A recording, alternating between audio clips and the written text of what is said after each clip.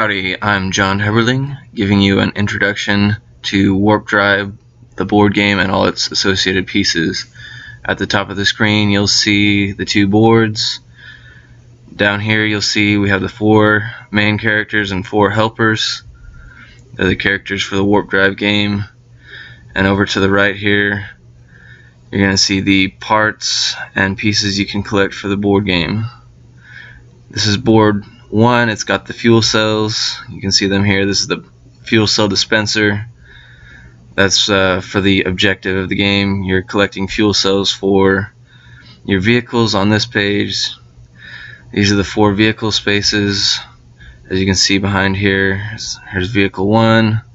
Here's the control room for the helper. And you'll see it's the same for all 4 other characters.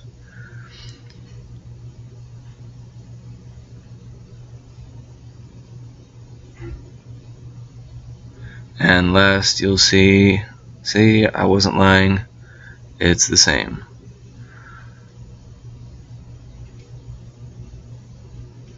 Here's the 3 slots for the fuel cells. That's because you need 3 fuel cells to win the game. You use these warp pads to get from one board to the other. You'll see there's matching warps.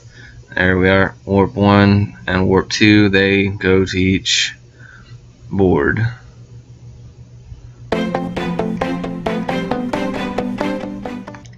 Here's the character marker and character card right here. The character card has 5 slots on it for his 5 pieces, 2 item slots, and a fuel cell slot. This is your character marker. It matches the character card. You can tell the torso matches. That's how you tell them. The pieces on the back side have the initials for the name in this corner, HE, HE. And flip them over, you can see you got your head, your leg,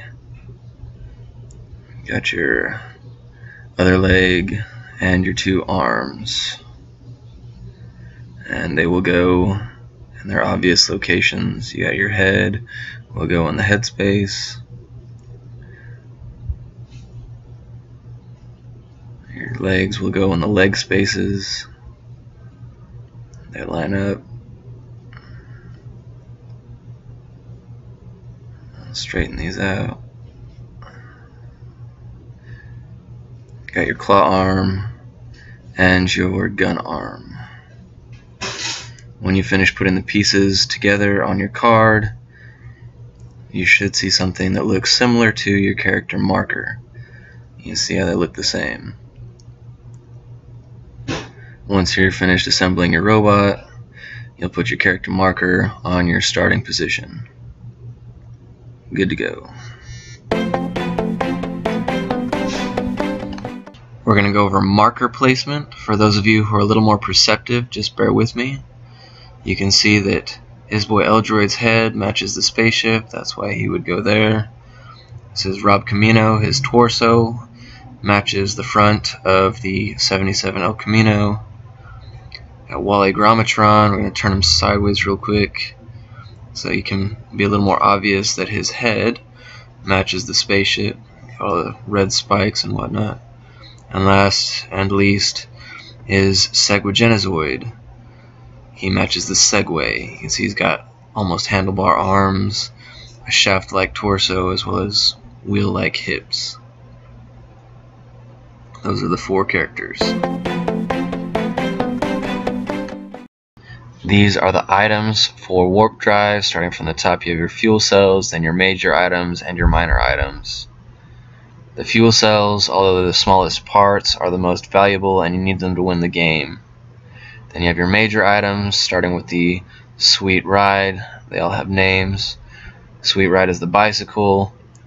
It allows you to have a second turn.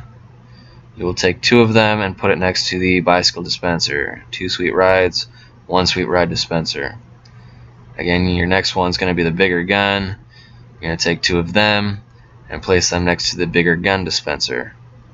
You have 2 big guns next to 1 big gun dispenser. And it's going to be the same for the other Sweet Ride and gun dispenser. So for the sake of discussion, I'm going to move these to the side. The rest of these items that you see here, all of these are going to be located in the center treasure chest.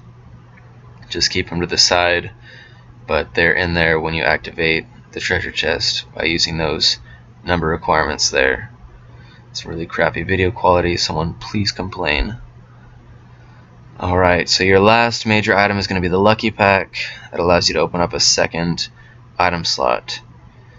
Cha-ching! Now you can have a second item. These other minor items have different classes. You can tell based on the letters in the lower corner.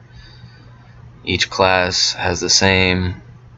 You have your parts, your part traps, your boosts, and your movement traps. The movement traps are the banana and the pile of crap. They affect an opponent's ability to move. That reduces your opponent's movement by half. Then you're going to have your part traps. That's the dynamite here. It says PT.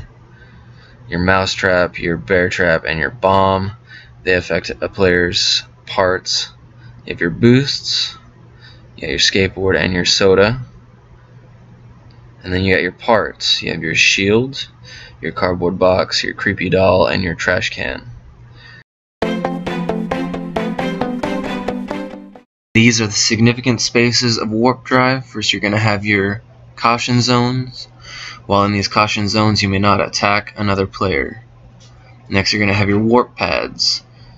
These warp pads are used to hop between the two game boards. In the center of this game board here, you're going to have your treasure chest where all your items are located, your bigger gun, and your sweet rides. Those are your major items. On this game board here, you have your Acme Fist Smashers. When activated, they do an instant kill to your opponents. When they're in these fuel dispenser and parts caution zones, these three areas here are activated by these Fist Smashers.